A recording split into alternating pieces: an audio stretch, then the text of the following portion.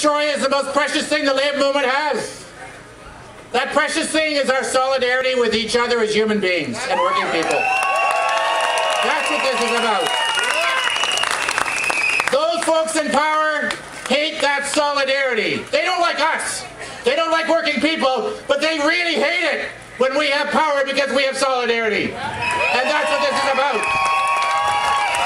And in Wisconsin, they're breaking the Labour movement to destroy collective bargaining. They're attacking the very things that we have fought for years and years and years to win. But they're not just attacking working people, because who stands up for public education? Who stands up and fights for health care? Who fights against poverty and for justice and equality? It's the Labour movement.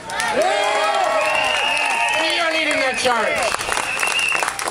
We are leading that charge, and I want to say to the people of Wisconsin, thank you for your unity. Thank you for rejecting private sector versus public sector, people of color versus other people, young people versus old people. You've united, and so will we, because we can't be beaten when we're united.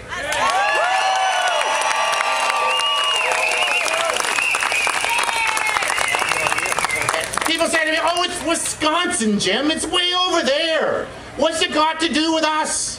We're in British Columbia. What's it got to do with us? Everything. No, you know what, British Columbia, we know. We know what anti-union governments look like. We got one.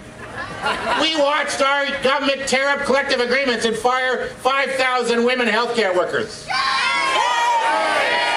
We watched them roll back the rules so that workers couldn't get a union without being fired anymore in this province. Oh, but Gordon Campbell's gone. Yeah, that's good news. Yeah. But the truth is, Christy Clark is back. You think she's different?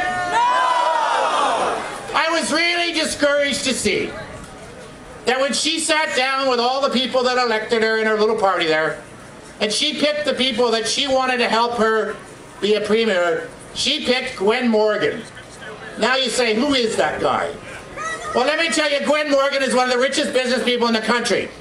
But what does he say about unions and about public sector unions? He says our wages are outrageous. Our pension plans are gold-plated.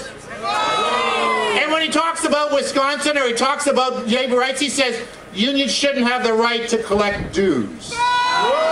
Unions shouldn't have the right to strike. So when people say to me, what's Wisconsin got to do with us? It's got everything to do with us.